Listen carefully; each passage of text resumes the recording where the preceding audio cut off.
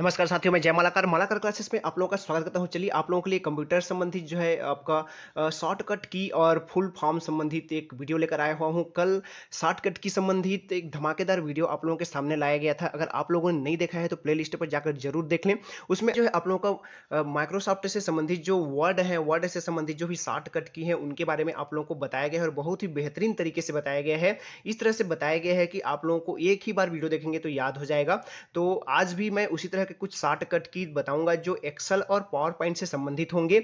और उसके बाद आप लोग फुल फॉर्म वाले जैसे रहते हैं, फुल फॉर्म वाले जो आप लोगों के क्वेश्चन रहते हैं उनसे संबंधित भी क्वेश्चन आएंगे, तो एक बार वीडियो जरूर देख लीजिएगा। ये पार्ट 2 है।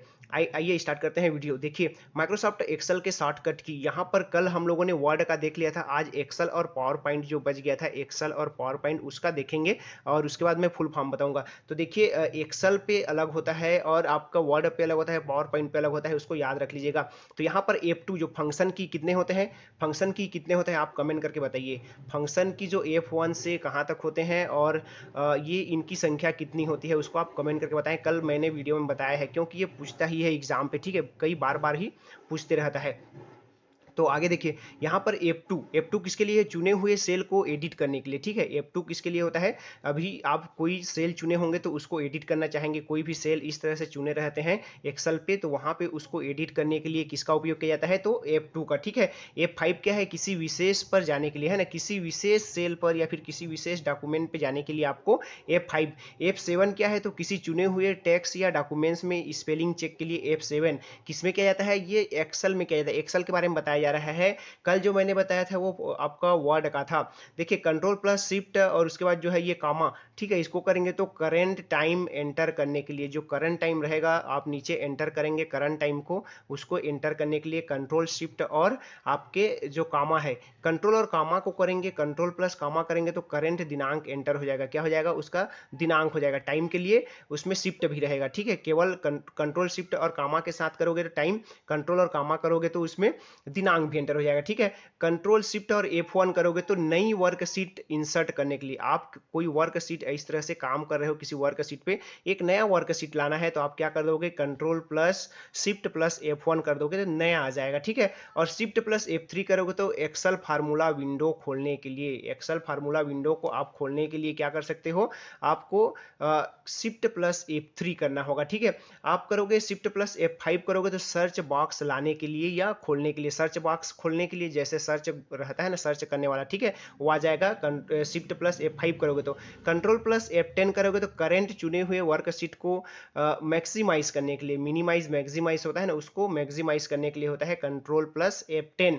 कंट्रोल प्लस F6 होता है खुली हुई वर्क बुक्स या विंडोज के मध्य एक वर्क बुक से दूसरी वर्क या एक विंडो से दूसरे विंडो पर जाने के लिए, है। एक विंडो से दूसरे विंडो पर जाने के लिए आप इस तरह से, एक विंडो खुलो है आप दूसरे विंडो पर जाना चाहते हैं तो उसके लिए आपको कंट्रोल प्लस F6 करना होगा, ठीक है। कंट्रोल प्लस अप, है ना, पेजअप, पेजअप का जो रहता है कि उसको दबाओगे तो क्या हो जाए, एक ही एक्सेल डॉक्यूमेंट में, एक्सेल वर्क शीट के बीच में मूव करने के लिए, है ना, एक ही मतलब जो डॉक्यूमेंट्स पर काम कर रहे होंगे उसमें मूव करने के लिए, इधर से उधर मूव करने के लिए पेज अप करोगे, ठीक है। आगे पीछे करने के लिए, एक से दूसरे पेज में जंप करने के लिए कंट्रोल पेज डाउन, इसमें एक ही एक्सेल डॉक्यूमेंट्स में वर्कशीट के बीच में मूव करने के लिए, है ना, उसके पेज को अप डाउन करेंगे उसी पेज पे, ठीक है। आगे देखिए कंट्रोल प्लस टैप करोगे तो दो एक्सेल फाइलों के बीच मूव करने के लिए, है ना, देखिए इसमें अप करोगे तो क्या हो जाएगा, एक्सेल वर्क बीच में मूव हो जाएगा, है ना, मतलब। और यहाँ पे टैप करोगे तो क्या हो जाएगा, कंट्रोल प्लस टैप करोगे तो दो एक्सेलों के बीच में होगा, दो एक्सेल जो रहेंगे, दो एक्सेल अलग अलग बना रहे होगे वहां पर होगा, ठीक है।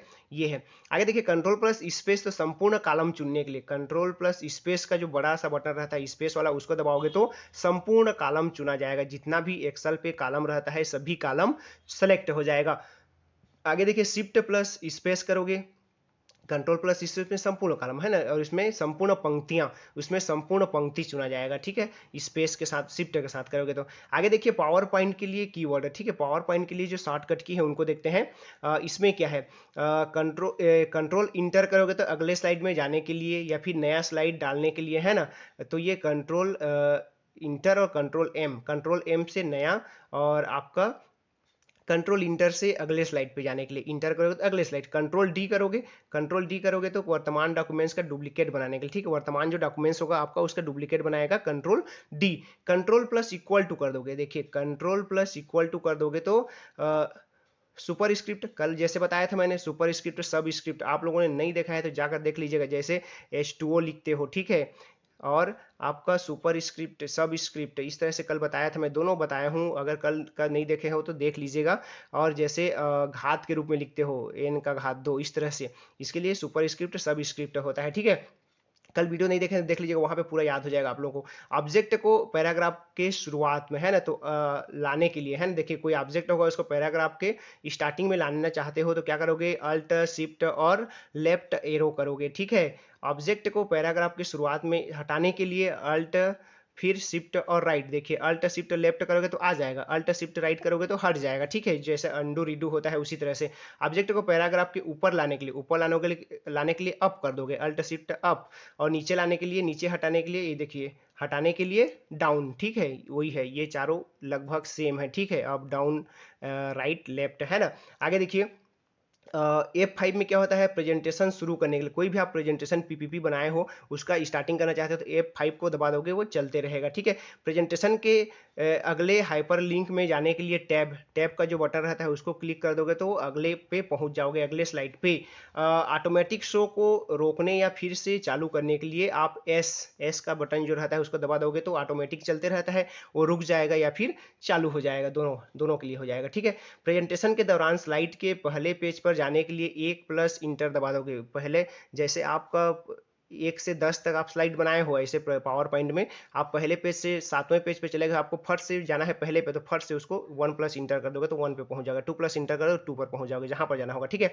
आगे देखिए कंट्रोल प्लस जी क्या हो जाएगा, ग्रुप आइटम्स के लिए, है ना, विथ आइटम सेलेक्टेड, है ना। और ये देखिए कंट्रोल शिफ्ट और जी के लिए अनग्रुप, ठीक है, अनग्रुप होने के लिए। और स्लाइड नंबर प्लस इंटर करोगे तो प्रेजेंटेशन के दौरान किसी स्लाइड पर जाने, किसी भी स्लाइड के लिए, वही जो हम बताए यहाँ पर, जैसे slide number 2 plus inter, 3 plus inter, ऐसा कर दोगे तो किसी भी स्लाइड पर जा सकते हो, ठीक है। इंसर्ट हाइपरलिंक के लिए कंट्रोल प्लस के, हेल्प के लिए F1, और with the complete slide slow, वही F5 जो बता चुका हूँ मैं, ठीक है। और यहाँ पर view the slide show from the current slide forward, तो ये शिफ्ट प्लस F5 करोगे। और स्पेल चेक के लिए आपको F7 करना होगा, open save as dialog box के लिए F12 करना होगा, इंड द स्लाइड शो के लिए स्केप का जो बटन रहता है उसको करना होगा, select to the end of a word, इसके लिए control plus shift plus right, ठीक है। ये बता चुका हूं मैं, ठीक है। कंट्रोल ऐप देख लीजिएगा, ओपन फाइंड डायलॉग बॉक्स, तो कंट्रोल ऐप के लिए, ठीक है। आगे देखेंगे फुल फॉर्म वाले, ठीक है, फुल फॉर्म क्या क्या होते हैं, तो यहाँ पर देखिए एलयू का पूरा फॉर्म, फुल फॉर्म क्या होता है, तो एरिथमेटिक लॉजिक यूनिट, ये याद रख लीजिएगा, स्क्रीनशॉट रख लीजिएगा, या फिर पीडीएफ प्राप्त करना चाहते हैं तो हमारे व्हाट्सएप ग्रुप से भी जुड़ सकते हैं या टेलीग्राम ग्रुप से जुड़ सकते हैं, वहाँ पर आप लोगों को ये सूची मिल जाएगी। देखिए ASCII है ना, इसका क्या होता है, American standard code for information interchange, ठीक है। एटीएम का फुल फॉर्म क्या होता है, तो ऑटोमेटिक टेलर मशीन, ये याद रख लीजिएगा, ये पूछता हुए है ALU ATM, इनको मोस्ट इंपॉर्टेंट, एटीएम को ऑटोमेटिक टेलर मशीन, ठीक है। बार्क क्या है, तो Bhabha atomic research centre. Basic क्या है, तो beginners all purpose symbolic instructions code, ठीक है। इस तरह से याद रख लीजिएगा, पूरा लिख के इसको बार बार करेंगे तभी याद होगा। बायोस क्या है, तो बेसिक इनपुट आउटपुट सिस्टम, इसको बायोस कहा जाता है, basic input output system. BCR क्या है, तो bar code reader, BCR. BMP तो बीट मैप, ठीक है। बीपीआई बिट्स पर इंच, ठीक है। BPS bits per second, BPS, ठीक है। CAD computer aided design. CAM computer aided manufacturing, ठीक है। C DAC centre for development of advanced computing, इसको याद रख लीजिएगा, लिख के याद रख लीजिएगा, लिख के करना पड़ेगा, इसको रटना पड़ेगा। CDMS code division multiple access, COBOL common business oriented language, ठीक है। कोबोल का क्या होता है, कॉमन बिजनेस ओरिएंटेड लैंग्वेज, ठीक है।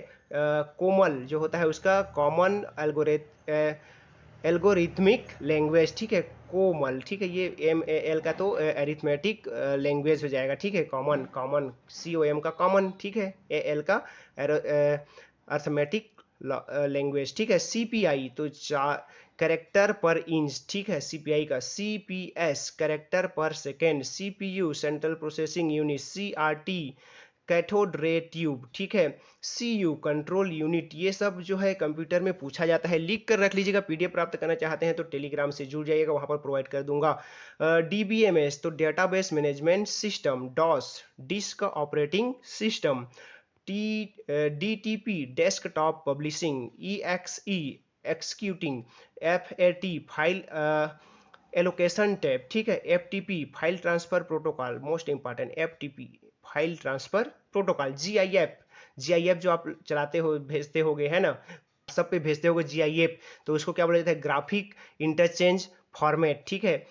जीपीआरएस, जीपीआरएस आप लोग लगाते होंगे, तो जीपीआरएस क्या है, general pocket radio service, GPRS भी यूज करते होगे, ठीक है। आगे देखिए जीपीआरएस के बाद जीपीएस ग्लोबल पोजिशनिंग सिस्टम, ठीक है, GSM global system for mobile, GUI graphical user interface, IBM international business machine, ठीक है। इसी तरह से आईओ इनपुट आउटपुट, इस तरह से पूरा यहाँ पर दिया हुआ है, ये देख सकते हैं, जेपीईजी, एमआईडीआई, एमपीईजी, पीडीएफ, इस तरह से पूरा वायरस, ये वायरस पिछले बार का पूछा हुआ प्रश्न है, ये वायरस पिछले बार पूछा हुआ था, इसको पूछा था है ना। फिर ये 4G 3G ACR, इस तरह से 51 ठो शॉर्टकट की दिया हुआ है, आप टेलीग्राम से जुड़ जाइएगा, वहाँ पर मैं आपको ये जो है प्रोवाइड कर दूंगा, और व्हाट्सएप ग्रुप से भी जुड़ सकते हैं, वहाँ भी मैं प्रोवाइड कर दूंगा। तो ये थी कुछ क्लासेस, अगर अच्छा लगा तो वीडियो को लाइक कीजिएगा, चैनल पर नए हैं तो चैनल को सब्सक्राइब कर लीजिएगा। नमस्कार, जय हिंद।